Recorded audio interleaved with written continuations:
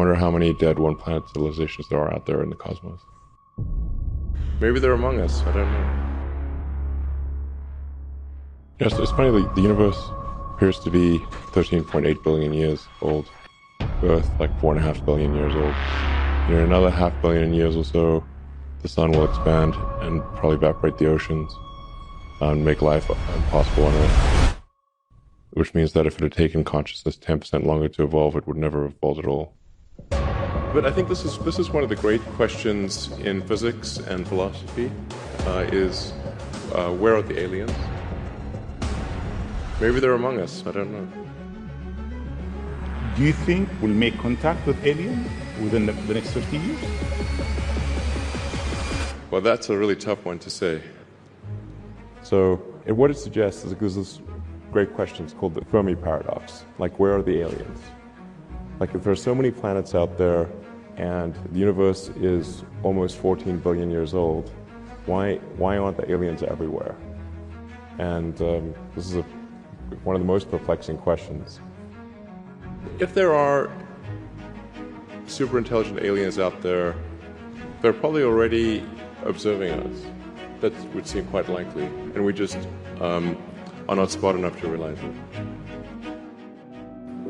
it. Any advanced alien civilization that was at all interested in populating the galaxy, even without exceeding the speed of light, even if you're only moving at, say, 10 or 20% of the speed of light, you could populate the entire galaxy in, let's say, 10 million years. Maybe 20 million years max. This is nothing, in the grand scheme of things. What are the important steps in the evolution of life? How do you decide that anything is important? I think the lens of history is a helpful guide here. Over time, things that are less important kind of fall away. What are the most important elements in the history of life itself? What would any intelligent species say, oh, those were really important items? Well, there's obviously single-celled life, multicellular life, plants and animals. The animals, things going out of the ocean onto land, advent of mammals, consciousness. There's about maybe 10 or so big ones on that list. And on that list will also fit the extension of life to multiple planets for the first time.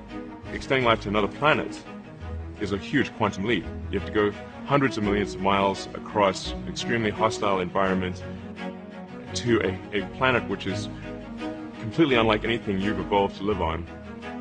And that's just really an extremely difficult problem. In fact, I think it's an impossible problem without the advent of consciousness. So consciousness is a necessary precursor for that.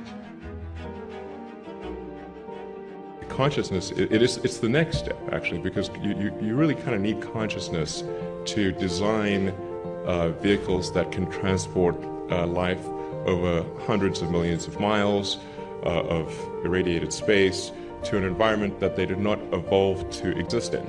Basically, if it took an extra 10% longer for conscious life to evolve on Earth, it wouldn't evolve at all, because it would have been incinerated by the sun. It appears that consciousness is a very rare and precious thing, and we should take whatever steps we can to preserve the light of consciousness. And the window has been open. Only now, after 4.5 billion years, is that window open. There's a long time to wait, and it might not stay open for long. I'm pretty optimistic by nature, but there's some chance that window will not be open for long. And I think we should become a multi-planet civilization while that window is open. And we should do it now. Thank you. Thank you.